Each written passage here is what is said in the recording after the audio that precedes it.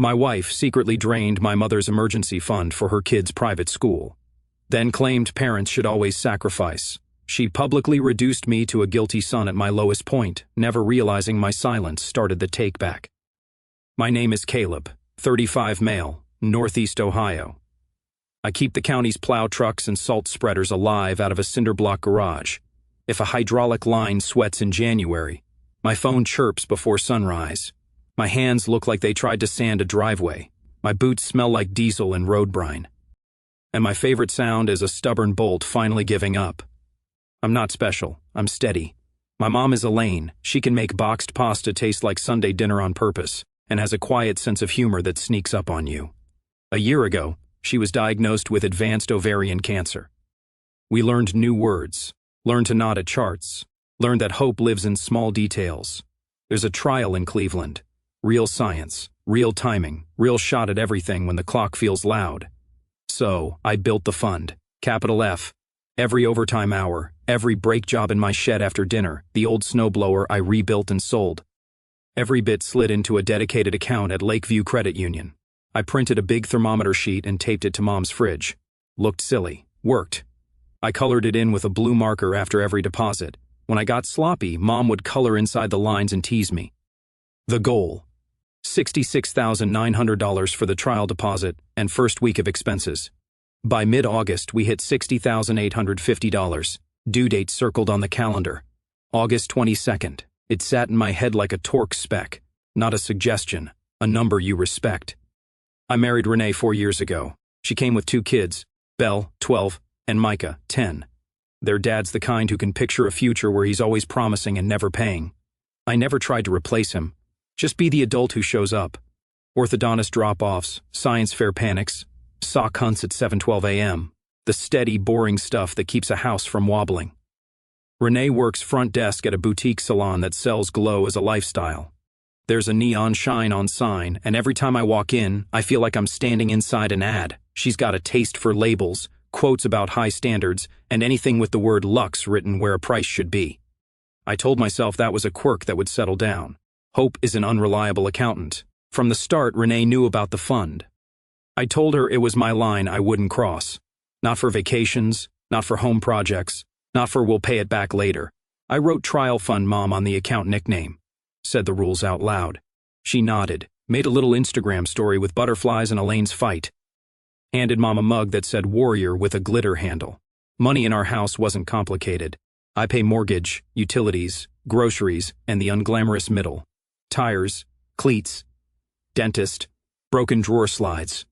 Renee handles the fun stuff. Seasonal decor, matching pajama photos, subscription boxes promising a better morning in tasteful colors. I didn't police it because I thought keeping the funds sacred was the main job.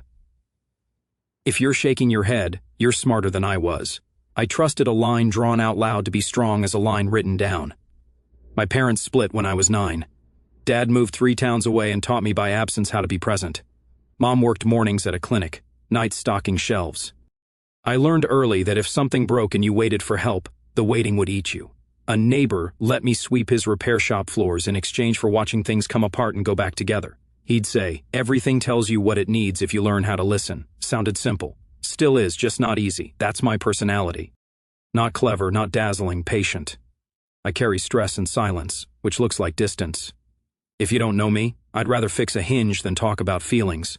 The reason I'm writing this is because the hinge in my house was feelings, and I kept hoping a little oil would do it. The fun taught me to put numbers on feelings. Every blue line I colored made me feel steadier. When I saw people online clapping for matching outfits and weekend trips bought with deferred bills, I felt the opposite. Small deposits or quiet declarations. A lot of them in a row say who you are without a speech. It's strange to say a bank account taught me anything, but it did. It was a Tuesday.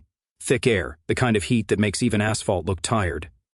I was under a grater when my chest pocket buzzed 3 times like a trapped hornet. Lakeview withdrawal $20,400. Lakeview withdrawal $22,700. Lakeview payment pending.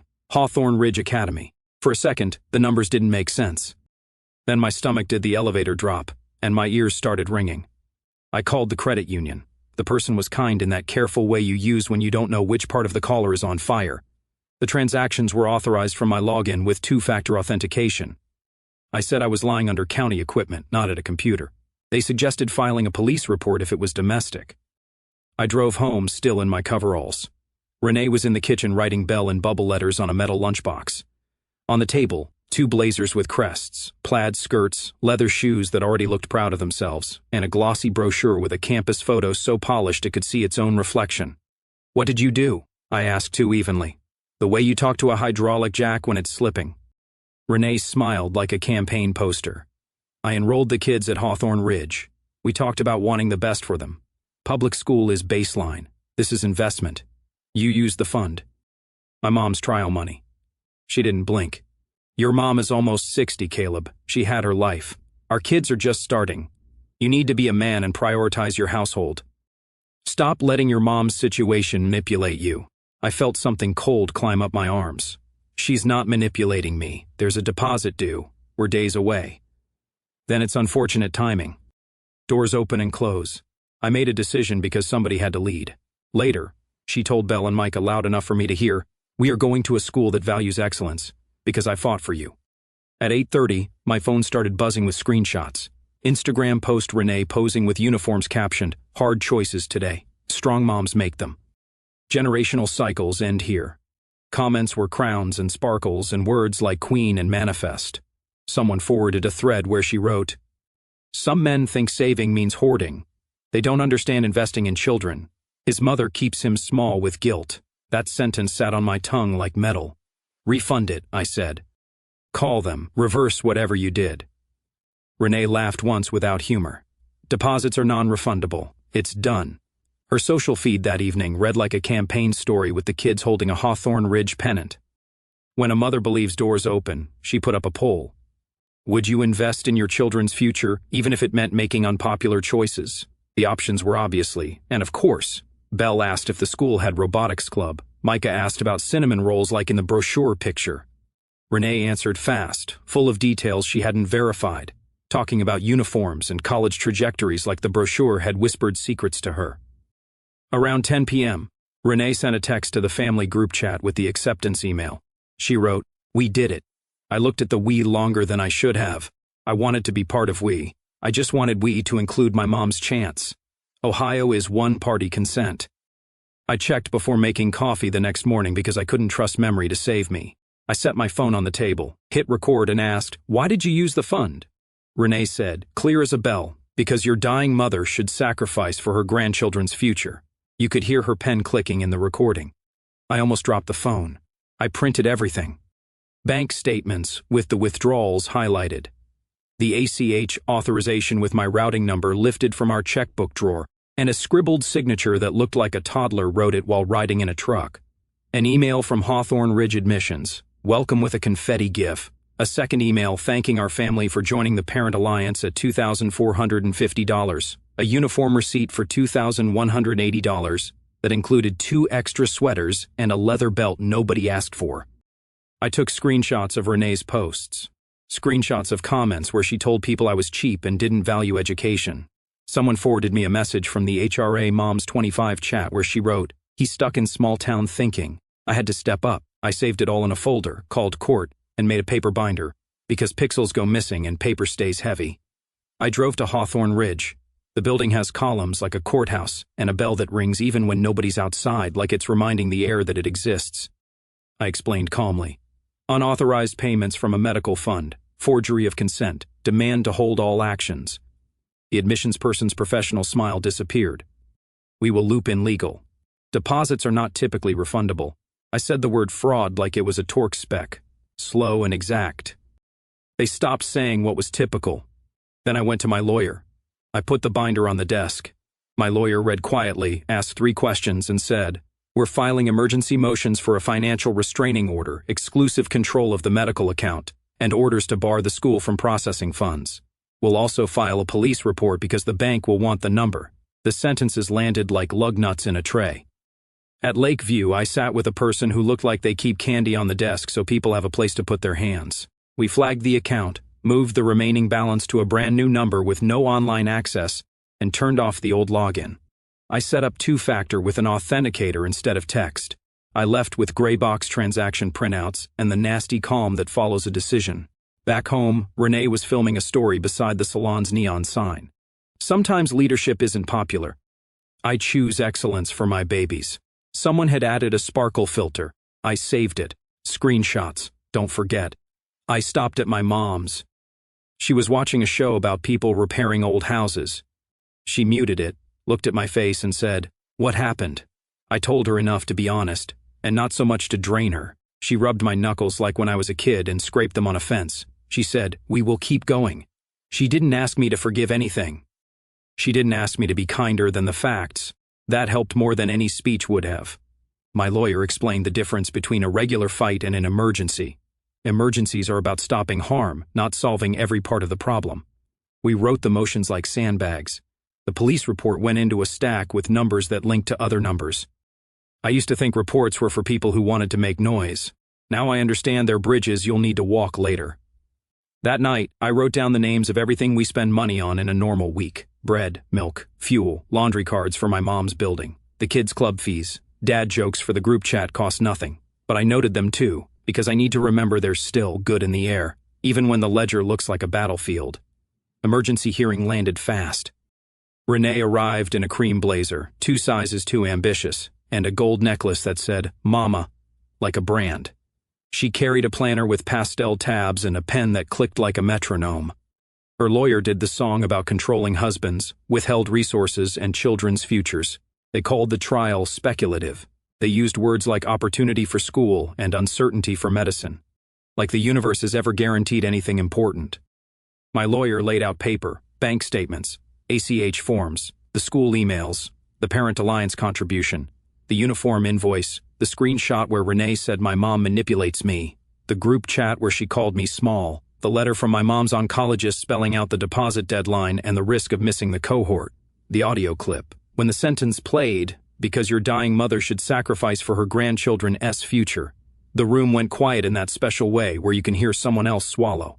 The judge looked at Renee and asked if she made those transfers. She said she allocated household resources toward education. The judge asked if I had consented. She said she had to lead because I was stuck in grief. The judge asked nothing else. Orders. Immediate financial restraining order. Exclusive control of the trial fund to me.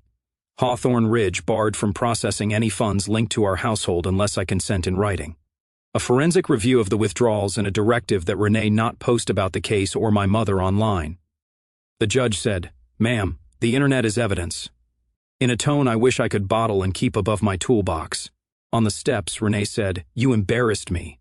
I said nothing. I had the order in one hand and my binder in the other, which were the only 2 things I wanted to be holding. Hawthorne Ridge's legal wrote the next day. Enrollment is on hold. Pending verification of consent. No further payments will be processed. Corporate short for please. Keep your storm cloud away from our bell tower. Renee posted anyway. A story about gatekeepers and people who hate excellence. I forwarded it to my lawyer because sometimes the most exhausting part of a problem is that it insists on narrating itself. The courtroom was cool like a basement. The bailiff called our names without any extra energy. People in the benches looked down at phones, up at ceilings, and sideways at nothing in particular. Emergency dockets gather strangers who all think their problem is the loudest. In my head, mine was. Then a couple argued about a car title in whispers that sounded sharp. A landlord and a tenant stared past each other like windows. A teenager sat with an older woman and read a paperback, the page turning like a small clock. When the judge asked about the trial, my lawyer did not make it emotional. My lawyer used a date, a number, and a sentence from the doctor's letter that sounded like a spec sheet. The judge nodded. The judge looked at Renee the way you look at a machine that is making a tapping sound you cannot ignore. I saw the moment Renee tried to switch to charm. The smile she uses on salon clients when they are upset about a scheduling mistake. It slid off the room like water off wax paper. When we walked out with the order, I felt a weird mix of fury and relief. Fury because I hated that a judge had to tell a school not to accept money for plaid uniforms out of a medical fund. Relief because finally there was something outside of my mouth saying no. I took a picture of the case number on the order and sent it to the credit union contact and the admissions email. Subject line, court order attached. You cannot assume anyone will connect the dots for you. You have to draw the line with a marker. I closed every joint card and every convenience that turned my work into somebody else's stage. The salon's employee family discount account, where Renee quietly bought gift cards and traded them for cash, closed. A store credit card that only ever bought throw blankets and jars, closed. The app with the monthly box of curated lifestyle items that stacked up unused in the hall closet, canceled. Then, the bigger one. I called the car dealer. Renee had reserved a used crossover with a small deposit, planning to roll it into a loan by listing me as a CO signer. I faxed the restraining order and the police report number. The sales manager shut the file.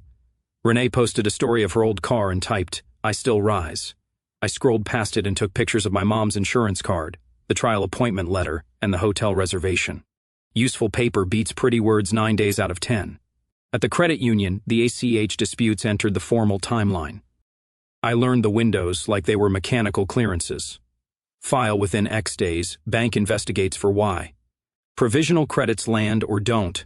Opposing party has Z days to respond. I set reminders on my phone with labels in all caps. I have never been more grateful for the part of my brain that likes torque specs. I pulled my name off the auto policy and had the carrier issue Renee her own. Premiums do math even when people don't. I changed the garage keypad, reset the Wi-Fi, unplugged an old tablet that liked to remember things it shouldn't, and moved original documents into a small safe at my mom's place. I forwarded any mail with my name to a box the size of a shoebox at the post office. None of this is cinematic. All of it keeps your footing when the floor tries to move. Child support enforcement is not fast, but it is patient. I sent them screenshots of Darren posting his training rates and daily schedule. They don't care about captions, they care about numbers. They scheduled a review. A wage withholding order followed. Darren texted Renee many exclamation points and a claim that I had interfered with his life. His life had been interfering with two small people's shoes and lunch accounts for years. The system finally noticed. Renee's salon trimmed her hours after a client complained about appearing in the background of a video. She posted a long thing about resilience and then texted me, "You are petty." I replied once, "Comply with the order." She wrote a paragraph and I didn't answer.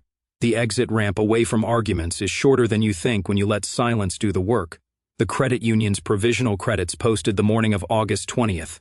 Hawthorne Ridge's accounting department returned the parent alliance contribution and voided the uniform purchase after their counsel saw the order and the forged consent. The number in the fund jumped like a needle moving out of the red. I made the deposit that afternoon. The confirmation printed warm at the edge, a small rectangle that might as well have weighed 20 pounds. I took it to my mom's kitchen and slid it under a magnet shaped like a lighthouse.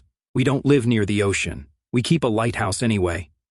It reminds you that light can do its job even in a place that doesn't look like it needs one. We drove to Cleveland before dawn on August 22nd. My mom wore a soft sweatshirt and held a small blanket on her lap. We didn't talk much on the highway. Sometimes silence feels like respect. Check-in was gentle. The person behind the desk handed us a clipboard and spoke like they'd done this 1,000 times without becoming numb. My mom squeezed my hand before they took her back. I sat in a chair and watched the second hand tick and counted the breaths I was not taking. She came out tired, quieter, but with that same look she had when she used to watch me line up my toy trucks, proud in a way that makes your throat clamp. We drove home with the radio low and the windows cracked.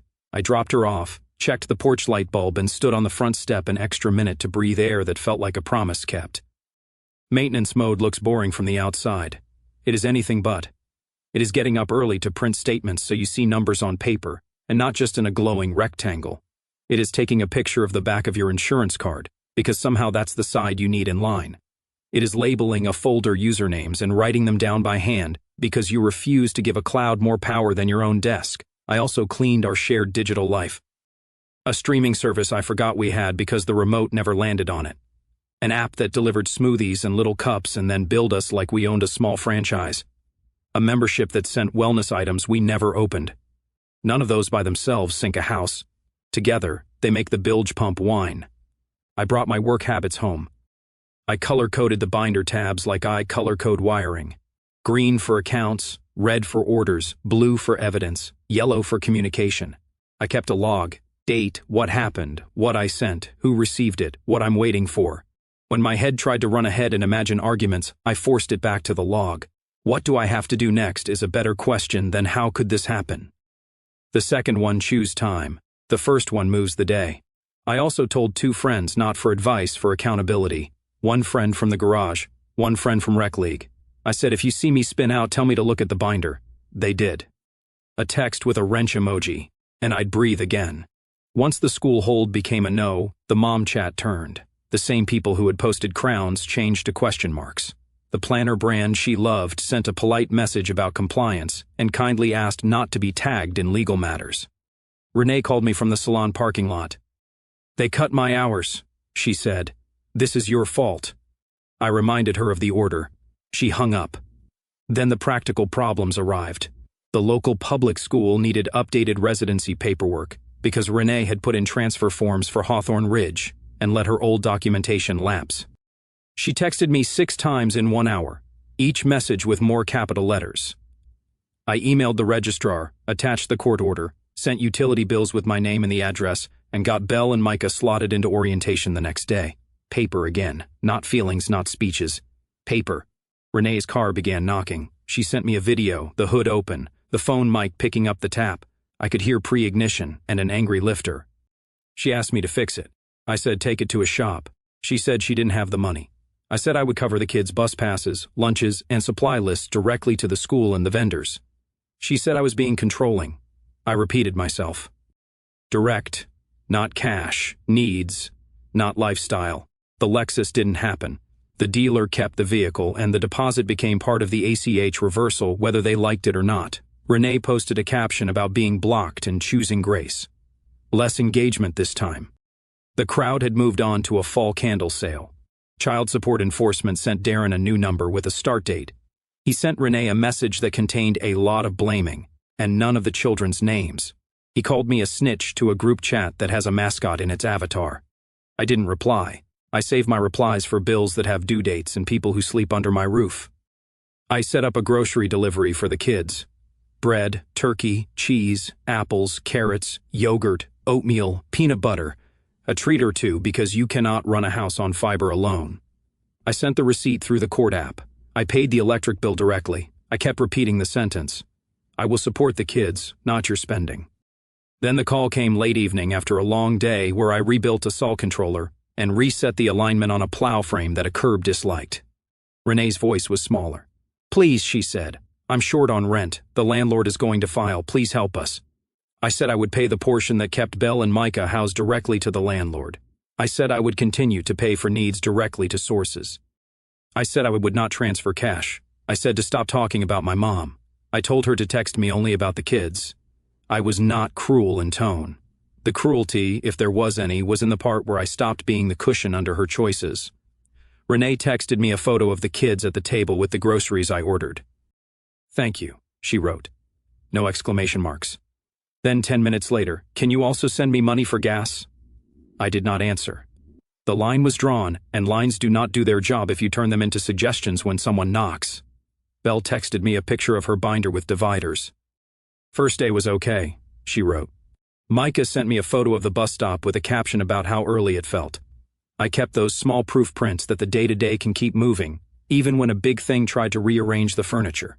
School orientation day was a reminder that kids adapt faster than adults think. Belle found the robotics table in 5 minutes and asked a volunteer 3 questions I didn't understand and then turned and translated them to me like a language she was teaching. Micah spotted a poster for intramural soccer and signed his name on a clipboard like he was giving an autograph nobody asked for yet. The counselor walked us through a schedule and circled a tutoring hour that fit our bus time. I filled out forms that asked the same questions 4 different ways and answered them 4 different times because forms do not care about your feeling that you already wrote this. I mapped the bus route on paper and taped it to the wall above the shoe rack. I put dots where they should stand when the sidewalk gets slick. I wrote times next to the dots. Micah asked why I do that. I said because it helps your feet be where your head wants to be. He shrugged in the way 10-year-olds shrug, and then traced the dots with his finger. When the knocking in Renee's car turned into a light, she parked it and borrowed rides from a friend. She called to say the shop quoted a number she didn't like. I told her the same thing I told myself. Numbers don't care about feelings. Fix it or park it. She called me harsh. I didn't answer the adjective. I repeated the verbs. The grocery deliveries became a small routine. I added bananas after Micah texted me a banana emoji with 3 exclamation marks like a code. I swapped yogurt flavors when Belle said the texture of the other one was like glue. I asked the delivery driver to leave the bags by the door and not ring because sometimes ringing turns routine into argument. I tipped well because that driver stood out in the rain while an adult in the house decided if help was something she could accept without turning it into a speech. You want revenge. I know because the messages guys send me always end with, I'd have done something wild. That's one way. It's not the way that lets you sleep. I work with metal and moving parts. I've seen what happens when someone swings hard with the wrong tool. My revenge was paper, precision, and patience. It was closing doors slowly and letting consequences sit a while. I removed my name from anything that wasn't directly tied to the kids or the house I still pay for because the court said so. Phone line separated. Streaming gone. The salon discount account closed.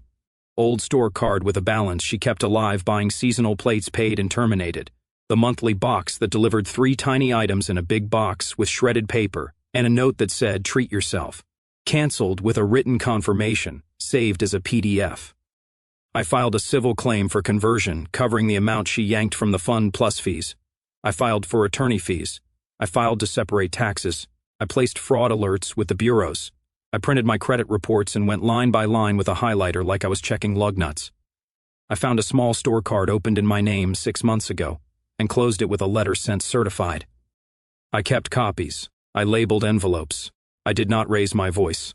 I wrote a budget on 1 page and taped it to the inside of my mom's cabinet. Bus passes, lunches, supplies, tutoring, sports fees, shoes, field trips, birthdays. When a new request came in, I matched it to the list. If it fit, I paid it. If it didn't, I wrote back, not now. It wasn't a performance. It was a plan for not letting chaos wear my face. I emailed Hawthorne Ridge one last time with the final bank letters attached. Remove my name from all records. They replied, confirmed. I printed it, 3-hole punched, slid into the binder. That binder is not a trophy. It is the record that I did not let someone turn my mom's last best chance into a campus tour for a bell tower. Renee posted one more time about her setting. The comments were fewer, softer. The crowd prefers shiny beginnings. They lose interest in middles. Her salon listed an opening at the front desk. It did not include her name. She texted, everyone thinks I'm trouble now. I wrote back, be steady for the kids. She replied, you broke up our family.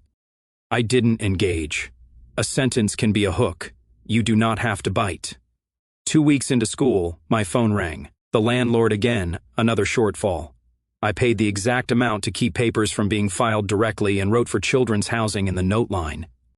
I sent the screenshot through the court app and put the receipt behind the tab in the binder that says housing.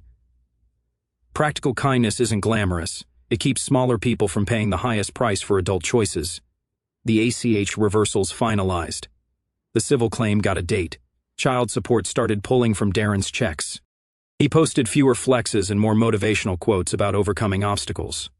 My mom finished the first cycle of the trial. She was exhausted. We celebrated with takeout that tasted like salt and relief. I cleaned her gutters the next day and found a small blue bead in the downspout from a wind chime she made years ago. I kept it in my pocket. One Saturday, Belle asked if she could come over and make pancakes with my mom. Micah wanted to bring a kit to build a small crane. We did both. The pancakes were in perfect circles because my mom's hands shake and nobody minded them. The crane tipped until we added weight to the base. We talked about why that worked and Micah nodded like he was filing it away for later. When I dropped them back, Renee came out to the porch. No blazer, no planner, just a person who looked like weather had been leaning on her for a while. She said, thank you for helping with rent. Thank you for the groceries. I was wrong about your mom. I told Belle and Micah to go inside. I said to Renee, don't talk about her again. Show them steadiness. That's all. She nodded. For once, no speech. There were moments I wanted to type a speech and hit send. I wrote them in a notes app and then deleted them after a meal and a night's sleep. Write, wait, reread, delete. Action beats announcement. That became a private rule. The world doesn't need my monologues. My kids need their lunches funded and their bus passes loaded. My mom needs a ride in a chair near a window after appointments. When people say be a man, they mean very different things. I decided for myself that it meant do not let temporary praise pull you from permanent duties. If someone calls you cheap because you won't finance their performance, be cheap. If someone calls you small because you won't step into a spotlight that blinds you to your obligations, be small. Small in my version means I know exactly where my feet are. My last conversation with Renee about the fund was short. She said, "If you loved me, you'd invest in us, not just your mother." I said, "I am investing in who I am. If I lose that, there is no US worth having." I didn't say it to sound wise. I said it because it was the only sentence that made sense under the weight of the facts. After the first cycle, my mom slept for almost an afternoon. I fixed a loose cabinet door and replaced 2 bulbs in her hallway. She woke up and asked why the light felt different. I told her I bought warm bulbs because the cool ones made the hall look like an office. She said, "Thank you for seeing things." It sounded like a small sentence. It felt like someone placed a steadying hand on the small of my back right when my balance wobbled. There's no parade at the end of this. Just the kind of quiet that comes when the machine you maintain stops making the noise that had you worried, and you can finally hear the normal hum again. That hum is not exciting. It is priceless. If you read this far, here's the part I needed someone to tell me. You can love people and still build fences. You can be decent and still say no. You can be a man without lighting your life on fire to prove a point. The revenge that works isn't loud. It's a binder. It's a court order. It's the quiet refusal to carry someone else's show on your back. When the begging started, I helped the kids and only the kids. I let Renee feel what it's like when choices are yours, and so are the invoices.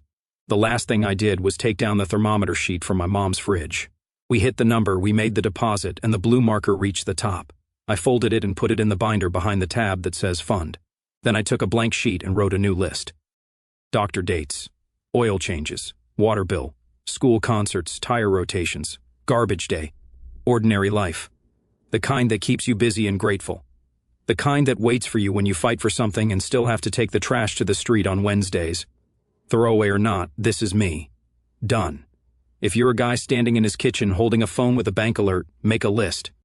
Get a lawyer. Stop arguing in rooms where the other person enjoys the echo. Save every screenshot. Do the quiet work. When the day comes that someone asks you for help after they called you small, help the kids and keep your boundary. You will sleep. Your mom will get her shot. And the sound you'll remember won't be a bell at a private school. It'll be a stubborn bolt finally giving cleanly.